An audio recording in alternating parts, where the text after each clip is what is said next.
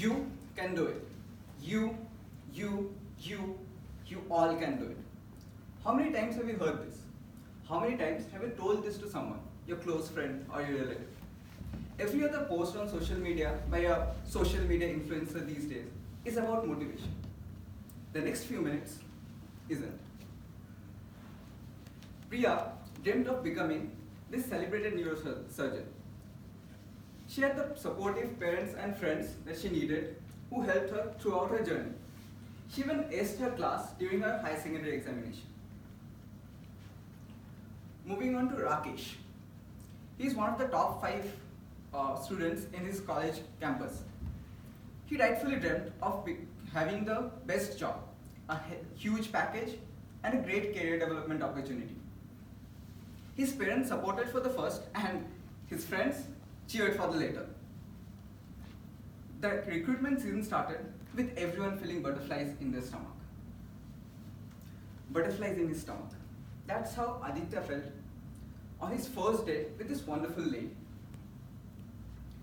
It's the evening, riverfront, wine, music, and the vast open sky. As cliche as it sounds, love at first sight did happen.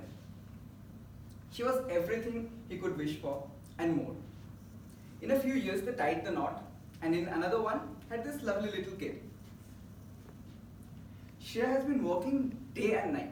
She has been putting in extra hours and really looking forward to that big fat bonus so that she can make a down payment for this lovely duplex house in her old neighborhood.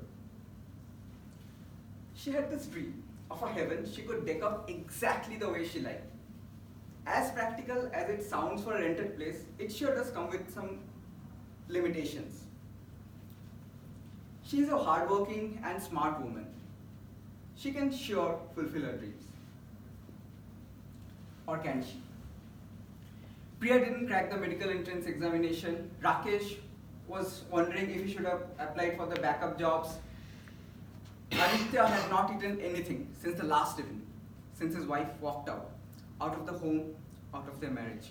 And Shreya is packing her desk, her last day at office. Phew. Quite the turn of events, isn't it? Well, that, my friend, is life. It's not a straight line from start to finish. It bends, it curves, and it meanders. And sometimes, you do not know what's lurking around the corner. I believe sometimes you need someone to hold your hand and say, maybe you can't do it. And that's perfectly okay. Priya needed someone to tell her, you know what, take a break and travel. Give this a thought, is this what you want to do? If it is, then come back, recharge, and give it your best. And no matter what the outcome, I will always be with you. Rakesh needed a cheerful friend. Well, that sucks, man. But have you thought about higher studies? Have you thought about applying to all those cool companies that didn't even come to our campus? Or maybe you can take a part-time job and reconnect with your family. It's never too late to be a millionaire. And sometimes you don't need to be one to be happy. Aditya needs closure. As someone who knows you personally, I know there's nothing you could have done to make things different. I wish this is not how things ended, but it is. And the sooner you accept it, it's better for you. You have to work this out with her so that the suffering of your daughter is kept to a minimum during this fallout. For Shreya, she probably needs a loving husband. Do you know what? Maybe buying a house was probably not the best idea we had. We'll anyways be moving places every few years and end up having to rent that place to somebody else. Things aren't quite looking great at my workplace as well. So why don't we take a break? So you go and make a travel itinerary while I draft out the resignation. We get busy chasing our dreams with our inflated ego and oozing overconfidence. We often tend to oversee the fact of our shortcomings. We tend to forget that even sheer luck has the capability of turning the tables, and we tend to disregard the fact that people change. As much as we need motivation to keep us pursuing our dreams, we need to be grounded to the reality. There's a line in Arjun Reddy, aka Kabir Singh, suffering is very personal, let him suffer. As heart-wrenching as it is to see someone close to us suffer,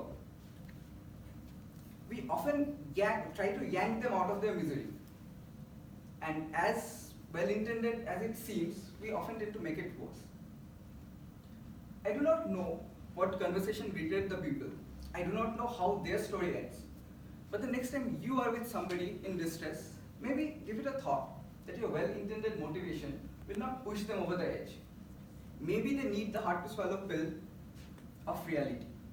Maybe they need to hear some dreams forever will stay good.